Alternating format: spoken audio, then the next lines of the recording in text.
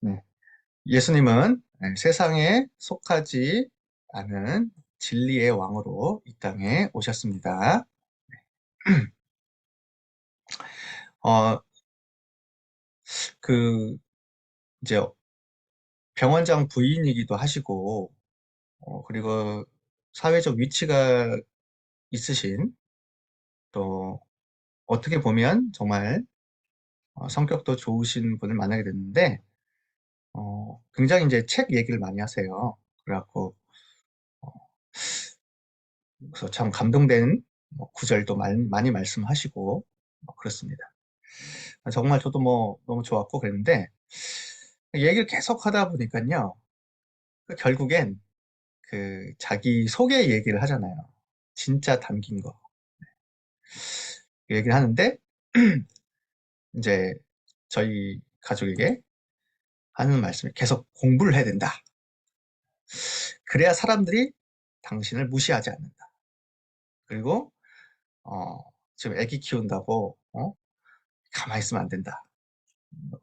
그 경력 단절된다.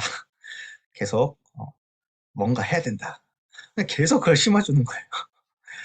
뭐 상담을 공부해라. 아니면 뭐 여러 가지 뭐 요즘에 뭐 공부해야 된다. 근데 공부하라가 목적이 아니에요. 자기가 지금까지 얼마나 무시당했는지. 사실 사람들을 무시하는 것도 아니에요. 들어보면. 그냥 자기 생각이에요. 아니, 그렇게 사회적 지위도 있으시고 병원장 부인이기도 하시고 뭐가 부족합니까? 근데 자기는 사람들이 항상 자기를 무시한다고 생각하는 거예요. 자기는 뭐 애만 키워서 인생을 손해봤다. 계속 그냥 그 생각에 잡혀 계신 겁니다. 어? 이제 애 둘 키우고 나니 지금 갱년기가 왔다. 이제 와서 내가 나의 인생을 두고 남은 게 없다. 계속 그 얘기만 하시는 거예요.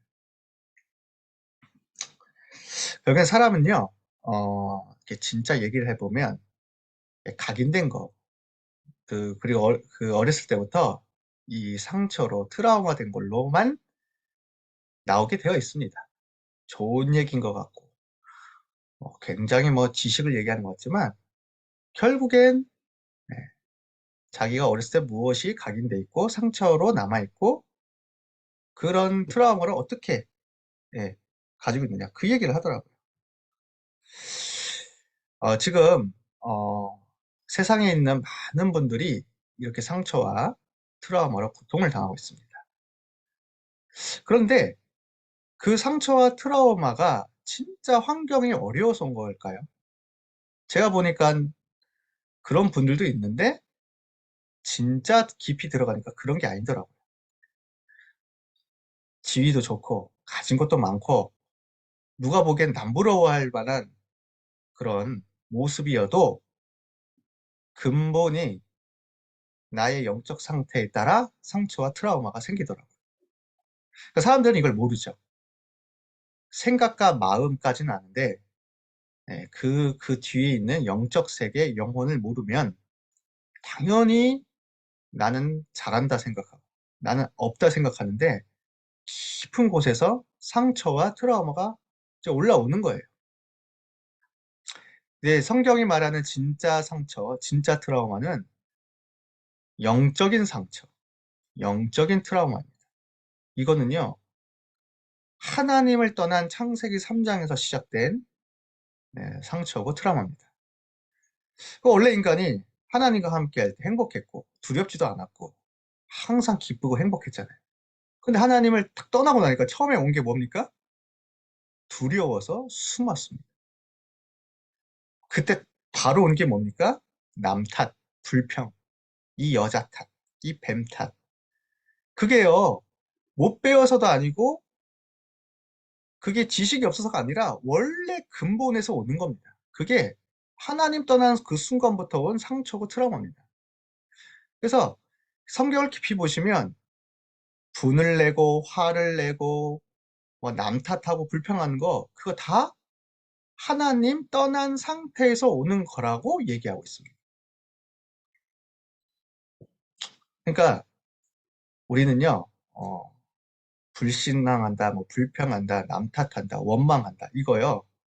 이제는 다 사단이 주는 거였구나. 사단이 주었던 것이었구나. 라고 딱 생각하시고 우리 힘으로 이걸 이길 수 없기 때문에 그리스도를 붙잡아야 됩니다. 상처가 트라우마가 이게 아무것도 아닌 것 같으시죠? 저는 이 상처, 영적인 상처, 특히 영적인 트라우마 때문에 평생을 고생하신 분을 봤어요. 그 어머니가 나를 버렸다. 그래서 나를 입양시켰다. 이렇게 해갖고요. 해외를 갔는데 50 넘고 애도 다 키우고 장가도 했는데 그걸 아직도 잊지 못해갖고 그 엄마 찾겠다.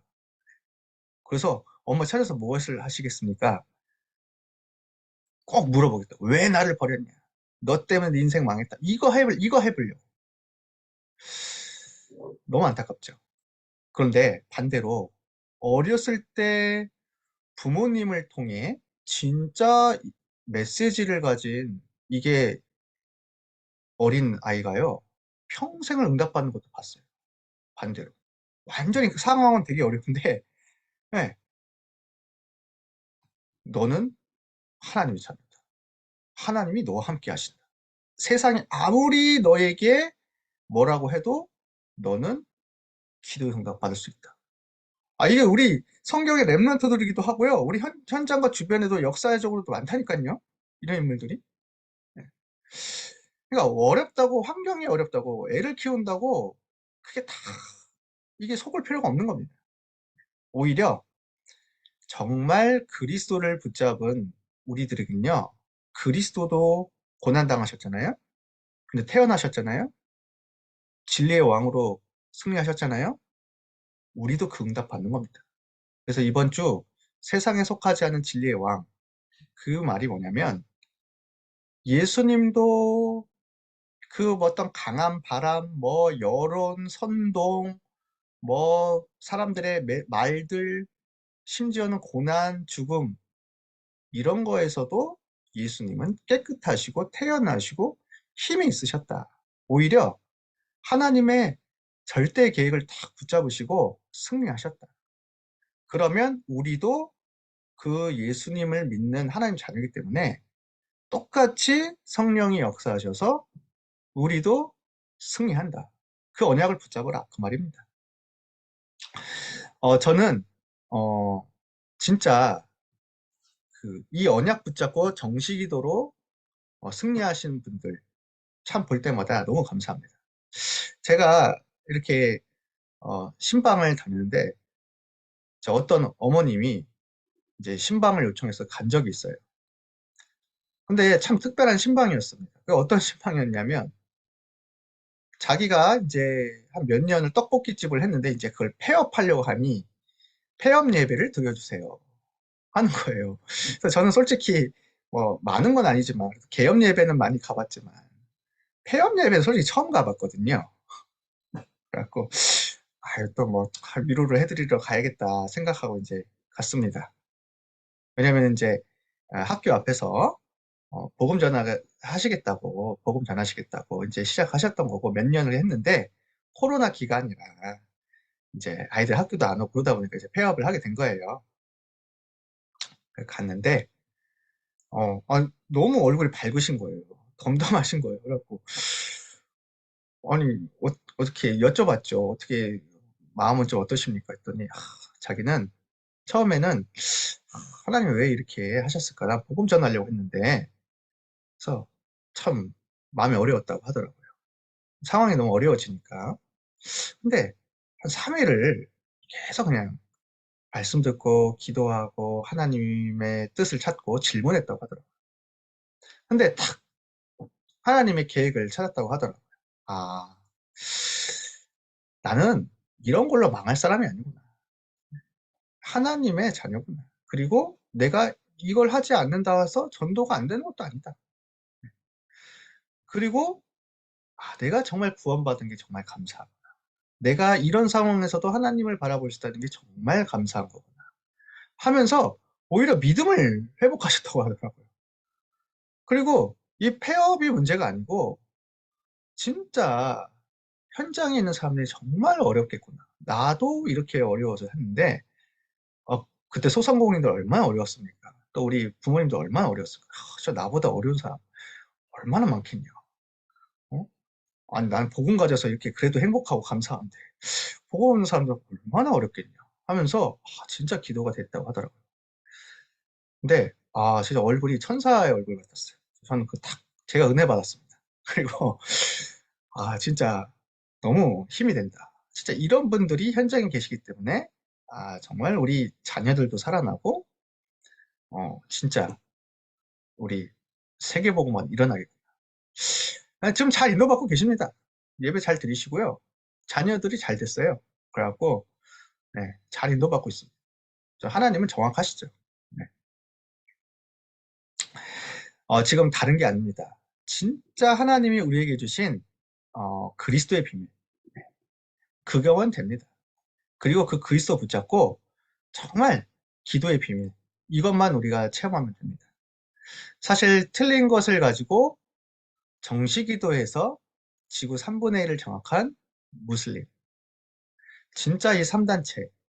이들도 세상을 장악하는데 왜 우리가 안 되냐? 이 질문 앞에 하나님은 보좌의 축복을 약속하셨습니다. 그래서 성삼위 하나님이 나와 내 영혼과 내 삶에 충만히 임하도록 우리는 계속 기도하는 겁니다. 이 보좌의 축복이 나의 배경 속에 있기 때문에 진짜 기도할 때 시공간이 초월하여 역사하고 그리스도의 빛이 나와 내 자녀들과 현장에 임하는구나. 이걸 믿고 기도하시는 거예요. 그러면서 하나님이 주시는 무한한 힘을 계속 받아들이는 겁니다. 하나님의 형상만 가질 수 있는 무한한 하나님의 능력. 그리고 정말 하나님이 나에게 생기로, 성령으로 충만하게 하시는 그 능력. 이 능력이 내 삶에 나타나도록. 그래서 내 가정이 완전히 에덴의 축복으로 살아나도록 기도하는 겁니다. 그 기도하는데 완전히 전무후무한 축복이 와요. 하나님이 나를 진짜 이 가정 살리고 지역 살리고 교회 살리는 렘넌트로 부모로 중직자로 부르셨구나. 그게 다 보입니다. 그러면 내 이 작은 업이 내 작은 기능이 현장에 사는 이것이 굉장히 현장을 살리고 애들을 살리는 메시지가 돼요. 그리고 진짜 이 교회가 살면 정말 나라가 살고 세계가 사는구나. 교회 소중함을 알게 되고 진정으로 헌신하고 헌금할 수 있게 되는 겁니다. 자, 그렇게 되면 우리 후대들은 어떻게 될까요? 우리 후대가 진짜 일어나게 되겠죠. 그래서 우리 후대가 응답받으면 세계는 다 사는 겁니다. 후대가 응답받으면 목사님도 살고 우리 엄마 가정도 살고 중직자들도 살고 세계도 다 사는 거예요. 이 응답이 예비되어 있습니다. 그래서 복음은 절대 바뀌지 않습니다. 네. 그래서 이걸 정말 믿고 승리하는 나의 참된 기도의 비밀. 특별히 진짜 기도해야 될 이유가 있습니다. 당연히 우리는 망하지 않고 응답받습니다. 그런데 지금 전 세계 교회가 문을 닫고 있습니다. 지금 후대가 2000년 유리 방황하냐 안 하냐 그 기로에 서 있습니다. 강대국들도 지금 다 영적 문제로 죽어가고 있습니다. 그곳에 저와 우리가 파송된 겁니다. 그런데 복음은 절대 바뀌지 않습니다. 하나님은 능력의 하나님이십니다. 우리 그리스도는 부활하신 그리스도입니다. 세상에 속하지 않은 하나님 나라의 왕이십니다. 그렇기 때문에 우리가 진짜 이 그리스도 언약 붙잡고 기도하는 겁니다. 그리스도의 능력은 지금도 바뀌지 않기 때문에 체험할 수 있습니다. 영세전부터 계신 그리스도께서 우리의 모든 과거를 다 해결하셨습니다. 성육신하신 그리스도께서 오늘의 문제를 다 해결하시고 부활하신 그리스도께서 지금 살아계시기 때문에 그 이름으로 기도하면 응답을 주십니다. 그리고 우리 미래도 보장되어 있어요. 재림주로 서실 건데 237 나라 다 복음 전하게 될 것이고 그때 오신다고 하셨거든요. 그때 심판주로 오셔서 우리의 몸을 영광스러운 신령한 몸으로 부활하게 하셔서 영원한 하나님 나라를 유업으로 약속하셨습니다. 그리스도의 능력은 지금도 바뀌지 않습니다. 이걸 체험했던 사람들이 초대교회 렘넌트들이었잖아요. 그래서 이번 주에 진리의 왕이신 그 그리스도께서 우리에게 진리를 주셨기 때문에 그 진리를 붙잡고 죄와 허물로 죽은 사람들을 정말 두고 중보기도하자. 공중권세 잡은 자, 붙잡힌 사람이 있다면 정말 기도해주자. 그리고 정말 우리 후대와 미래를 두고 보좌의 축복이 임하도록 정말 전달하는 중보 기도를 하자. 그 기도의 능력이 모든 것입니다. 네, 하박국서의 말씀을 꼭 기억하시길 바랍니다. 2장 2절에서 3절 나왔잖아요. 여호와께서 이르셨다. 너는 이 묵시를 기록하여 판에 명백히 새기되 달려가면서도 읽을 수 있게 하라. 이렇게 말씀하셨거든요. 이 묵시에는 정한 때가 있다. 종말이 속히 이를 것이다. 거짓되지 아니하다. 더딜지라도 기다리라. 지체되지 않고 반드시 응하리라. 기다리시면 됩니다. 그 3일만 한번 쭉 기도하시고요. 40일만 한번 집중해 보세요. 어떤 일이 벌어질지. 나 여호와의 말씀은 영원히 설이라고 하라. 우리의 기도는 하나도 빠지지 않고 지금 다 금향로에 담겨 보좌 앞에 상달되고 있습니다. 이 응답을 누리시는 우리 부모님들 되시기를 기도합니다.